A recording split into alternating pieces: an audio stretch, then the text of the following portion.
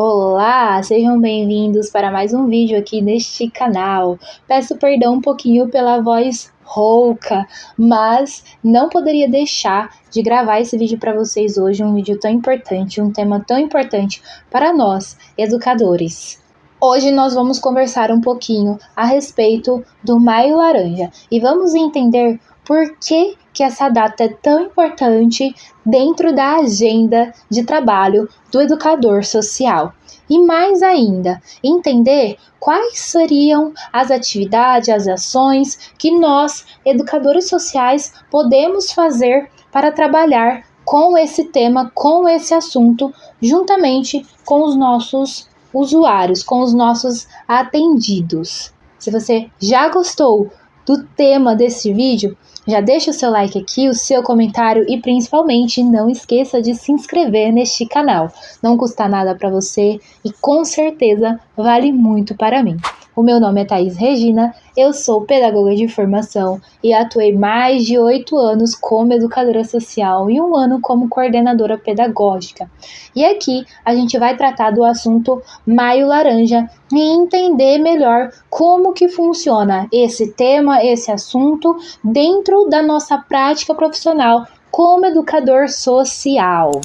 Antes de tudo, pessoal, pode ser que algumas palavras que eu fale aqui eu tenha que cortar e eu vou deixar então a legenda no YouTube acabar não divulgando o meu vídeo por ser um tema tão delicado. Então, tudo que eu falar que tiver algum corte ou algum bip na minha fala é por conta de ser palavras que o YouTube pode acabar não divulgando meu vídeo para vocês ou até mesmo sendo denunciando o meu próprio vídeo. Então, eu vou deixar a legenda para vocês. Primeiro de tudo, é importante nós entendermos que Maio Laranja, ela é uma campanha, ok? Uma campanha que visa dar visibilidade ao assunto. Ele surge a partir da data do 18 de maio. E o Maio Laranja é uma campanha de conscientização, primeiramente, do combate ao abuso e exploração sexual de crianças e adolescentes. Antes da gente passar para a campanha em si, é importante nós entendermos o porquê da campanha. É claro que nós, só de ler, só de ouvir essas palavras, já podemos imaginar que trata-se de um assunto relevante, importante, de um assunto que realmente está presente sim no nosso país e no mundo todo. Mas é importante a gente entender os desdobramentos, né? O surgimento disso, como que surgiu essa campanha, o que aconteceu para que as pessoas voltassem os olhos para este assunto. Então, existe o caso Araceli, que aconteceu em 18 de maio de 1973. Araceli era uma menina de 8 anos e ela foi raptada na saída da escola por alguns jovens daquela região. Ela foi raptada, drogada, estuprada, violentada e morta em Vitória, no Espírito Santo. E esse caso da Araceli gerou muita revolta, gerou muita comoção em nível nacional, principalmente por conta dos envolvidos não terem pagado, né, não terem sido punidos corretamente pelo ocorrido. E principalmente por se tratar de uma garota, de uma criança indefesa, inocente. E tudo isso que aconteceu gerou uma indignação muito grande. Dali em diante, vários casos começaram também a aparecer. E é por isso que esta data, né, esta ação ocorre com uma dimensão maior, com uma força maior em maio. As pessoas costumam achar que esse tema é tratado somente em maio, mas na verdade nós tratamos esse tema diariamente, de diversas formas, diretamente e indiretamente. Mas em maio tem uma atenção maior justamente por conta do caso Araceli, que foi então um marco para que realmente voltassem os olhos para este assunto. E agora nós vamos entender onde o educador social entra neste assunto. É importante vocês lembrarem, sempre terem em mente, e eu vou repetir isso aqui várias e várias vezes, se for possível, quantas vezes forem necessárias, que o trabalho do educador social é principalmente um trabalho preventivo, um trabalho de prevenção e trabalho de proteção. Protetivo, preventivo e protetivo, tá bom? Tendo em vista isso, este caso, do abuso sexual de crianças e adolescentes é uma violação de direitos, ou seja, está dentro do nosso leque de prevenção e proteção.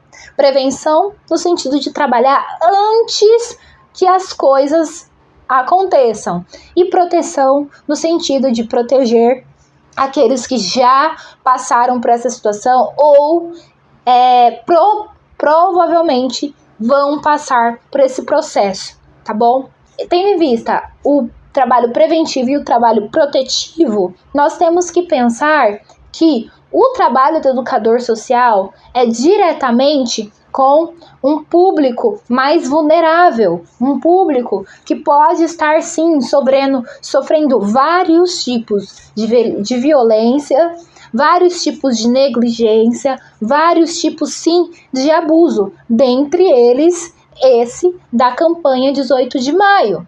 Como que nós, educadores sociais, podemos atuar então no trabalho preventivo e protetivo relacionado a esse tema? Primeiro de tudo, é alinhando, com a equipe do local, da instituição, alinhando então com a equipe, seja a equipe técnica, toda a equipe socioeducativa, o que a instituição, o que o local pretende trabalhar.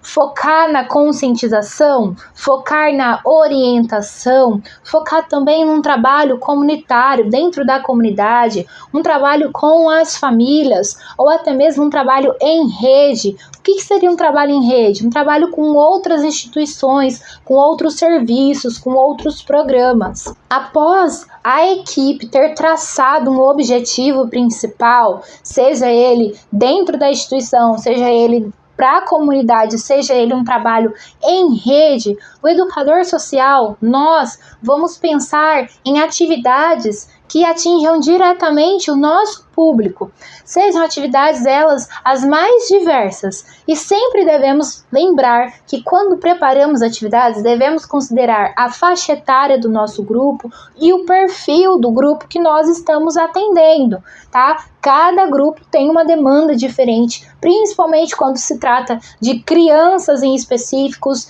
ou adolescentes, tá? Nós temos que pensar muito em qual estratégia, qual atividade nós vamos trabalhar. E essas atividades, elas têm que sempre ser no sentido protetivo e preventivo, sempre. Então, nós vamos sempre focar em passar informações com relação à segurança, locais de segurança, onde pedir ajuda, como denunciar, por que deve se denunciar.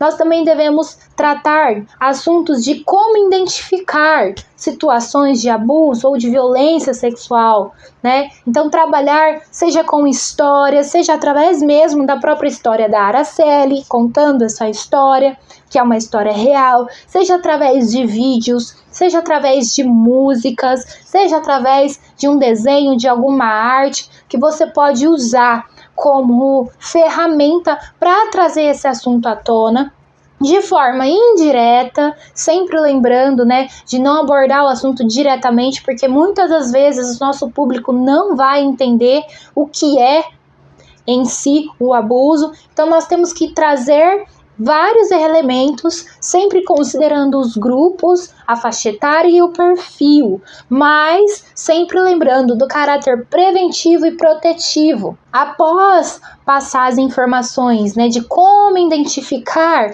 nós devemos instruir. Então, sempre lembrar que nós, educadores, estamos na linha de frente, estamos na ponta. O nosso trabalho é diretamente criar vínculos, fortalecer esses vínculos, e através do vínculo que nós temos com os nossos usuários, com as pessoas que estão no nosso grupo, faz com que eles se sintam seguros para finalmente possivelmente denunciar, para possivelmente relatar algo que já viveram, algo que já passaram ou algo que vem acontecendo, seja dentro da sua própria casa, seja na comunidade ou na escola. É importante nós lembrarmos que esse assunto, esse tema é um tema delicado e pode ter vários desdobramentos. Então nós precisamos estar preparados com informações, por isso que sempre devemos estudar cada atividade, cada temática que vamos passar para os nossos grupos e sempre estar muito bem alinhado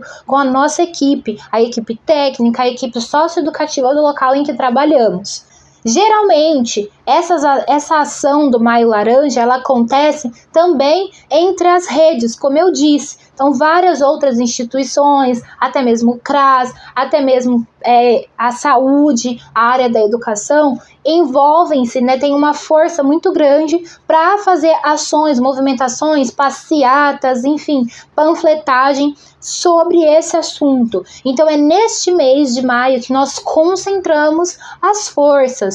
Porém, é importante nós lembrarmos, como eu falei lá no começo, de traçar estratégias, de fazer um planejamento, porque não é só no mês de maio que devemos tratar esse assunto, porque muitas das vezes acontece da criança ou do adolescente ou de algum usuário em si, relatar algo e ficar aquilo por vários dias, vários meses, até ser concluído o trabalho protetivo e preventivo. E várias vezes nós vamos precisar sim voltar a falar um pouquinho sobre o cuidado com o corpo, locais de toque, por que nós devemos ficar atentos quando alguém toca em algum lugar que nos incomoda. Então tudo isso vai gerando uma consciência nos nossos usuários. Ele automaticamente, ao passar por situações, eles vão lembrar daquilo que nós falamos. E, consequentemente, ele vai conseguir identificar facilmente possíveis situações, né? Possíveis situações de abuso, de violência e tudo que esteja relacionado a isso. E, principalmente, nunca julgar o que a pessoa fala, o que o usuário vai trazer, nunca desconfiar, porque talvez nunca mais aquele usuário, aquela pessoa em si vai relatar algo, talvez nunca mais ela se sinta segura para relatar aquilo novamente, para procurar ajuda novamente. Pessoal, eu espero realmente que esse vídeo tenha acendido alguma luzinha aí para vocês. Espero realmente que tenha dado para entender a atuação do educador social dentro desta temática. Espero ter sido clara. E gostaria de falar para vocês que ainda tem horários para minha aula particular, para você que deseja ter acesso a mais informações da profissão do educador social, para ter acesso a material, para ter acesso a informações e dinâmicas sobre mediação de conflitos, sobre trabalho, né, com os grupos, até mesmo elaboração, planejamento das suas atividades, dos seus projetos e até mesmo coisas mais simples sobre a profissão do educador social, né? Em qual sistema que o educador social ele está inserido, que é o SUAS, então a gente consegue entender detalhadamente o que é o SUAS, o que é o LOAS, o que é a tipificação. Então tudo isso tem dentro da minha aula. Se você tiver interesse, o link está aqui abaixo, o link da minha apostila também está aqui abaixo, ainda está com preço promocional, assim você me ajuda e eu continuo aqui empolgada, eu continuo motivada para trazer vídeos aqui para este canal, para trazer mais informações sobre a profissão do educador social para todos aqueles que desejam se aperfeiçoar, se aprofundar e principalmente se capacitar para a sua prática profissional. Se você gostou desse vídeo, deixa um like. Se você acha que pode ajudar alguém, as informações que eu trouxe aqui, não esqueça de compartilhar. E meu grande beijo e um abraço. Deus abençoe a todos.